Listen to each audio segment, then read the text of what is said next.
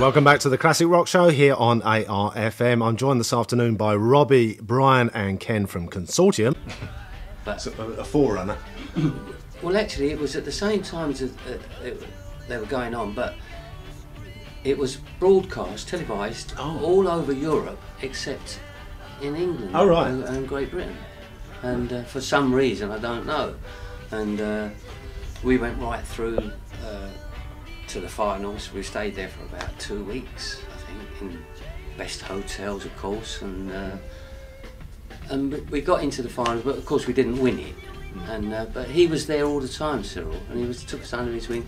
And I can remember, you know, he had this 40-piece orchestra in the studio, you know. And of course the band were playing, but you know, they put the tracks down, and then all the orchestra went on top, you know. And I can see it now, standing there, you know, conducting. In fact, last night I mentioned Cyril's name to my mother, and she sort of like her eyes lit up, you know, immediately. Yeah. Oh, he's Ambrose, and started talking about Ted Heath and stuff like that. So. But yeah, he'd been around for a while. Now, All the Love in the World became a hit, as we know. 22, did it get to? Yeah, 22, yeah. But no Top of the Pops appearance. No, I think you had to be in the top 20 at the time. Right. I'm not sure. I think that was the thing. You were in the top 20, but that was strange because that went straight in at number 22, and then didn't move for about 9 weeks, wasn't it? Stayed there. Which is another puzzling thing to me. Why, you know, it didn't move up, it didn't move down, it stayed at number 22. And we were doing all these radio interviews, the BBC, we're doing live performances. And of course, nothing come of it. I can remember quite famous DJs at the time that were saying, you know, oh yes, Robbie, and this is going to go straight to the top, you know, at number, because it's number 22, and he didn't move. Because he was sort of rubbing shoulders with people like Amen Corner there. Yeah, The Move. Yeah. And all the top DJs, you know, we were rubbing shoulders with Tony Blackburn, Johnny Walker, people like that, Little Diddy David, you know, all those, they were all around, and we were all there. But for some reason it just didn't happen. I could never put my finger on it why it didn't. And then you did a follow-up, I think recorded from the same sessions, but that didn't do as well, did it? No, that got some quite good reviews as well. Yeah. You know, yeah. But for some reason, just didn't sort of sell. Do you think it was at the time when sort of the sort of singles popular music was starting to make way for the sort of more album orientated rock? So you were literally sort of like the tail end of the 1960s, and the 1970s were starting to creep in. You had, I suppose, bands like Hendrix and Free coming in as well. That's right, they were doing like a very, what do they call it, a rave up on stage, weren't they? You know, and we were, I suppose we didn't really move with the times in our live acts, and we got a bit static, I should imagine. We were relying on records to get one off the ground and then take it from there. And then you changed labels, didn't you? Went from Pie to Trend? Then we went to Trend, which was another thing. We had a marvellous reception in the White House Hotel. And all the top people were down again, you know, and this was going to set us off again, you know. Nothing happened. So then the band started to get in the flux, and I think Brian and Ken, I think this is basically where you came, isn't it? Yeah. So you want to take up the story from then on? Well, Consortium had sort of ground to a halt, more or less, and we knew John Podbury, the drummer. I started off playing with him in the 60s. You know, 64, 63, 64, I knew John. He'd subsequently joined Consortium, or West Coast Consortium as they were then. And when it ground to a halt, we had a party around John's house, actually, around John Podbury's house. Robbie was there, myself and Ken were there, and we sort of said, do you fancy doing something? Well, I remember getting in a conversation with Rob and John, and Rob wanted he wanted to get something more rock and roll, let's put it that way, at the time, didn't you? And we'd been playing along, doing quite well with the band we were in at that time. Brian and I had come together. We'd known ourselves, each other since school, but we'd always played in different bands. And then we came together with a band, but we weren't completely happy with that.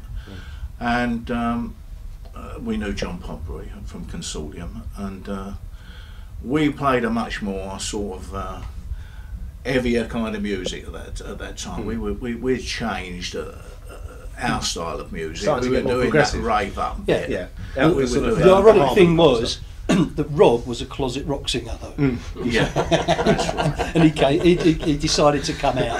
Glad you said rock singer. And that's where you changed your name, of course. You went from Robbie Fair to Robbie Lang. Yes, that's it. You still did session work though, didn't you? We were all doing session work. I suppose it was like the bread and butter, wasn't it? Yeah, we were doing different things.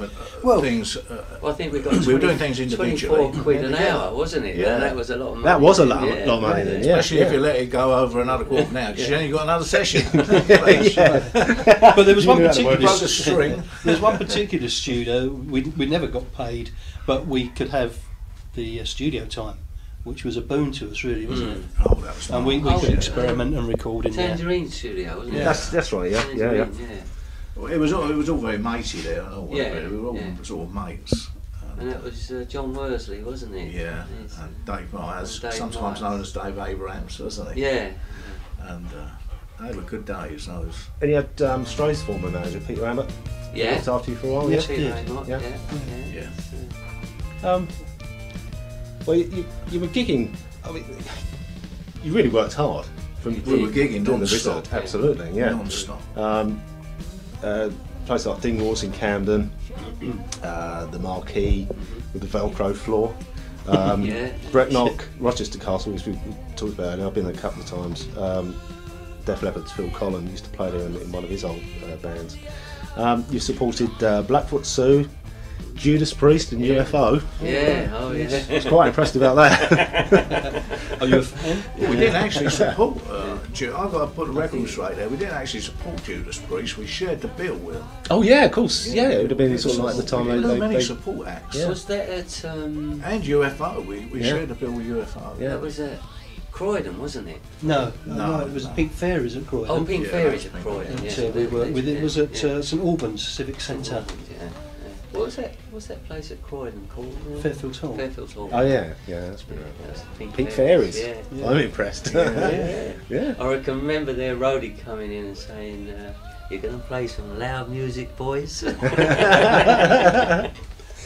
It wasn't a happy gig for them. In fact, a lot of other bands with us, they never had happy gigs with us because it sounds like blowing our own trumpet. But often when we shared bills, and we used to opt to go on first because if the gigs were going on late, we got a good audience spot. Often through their acts, and we never set it up. There used to be a lot of the customers were chanting for us to go back on again. Yeah. Yeah. So we used to upset a few other bands. Yeah. There's always that risk, we isn't there? could If you're a Yeah. headliner, that you're going to get a support band that's going to blow you off Yeah, stage. you've got at some nothing point. to lose, have you? No, You know. absolutely. At one of your appearances at the Marquee, you were approached by Alan Sizer, who was A&R at RCA, because we almost touched upon that a bit earlier on. That was the start of the album, wasn't it? Yes, Basically. Yes. I think Brian could tell you a little bit more about Yeah. that. Alan Sizer, approached us and was very interested in the material and in the band, and suggested that we recorded for RCA, which we did do, and they paid for the session.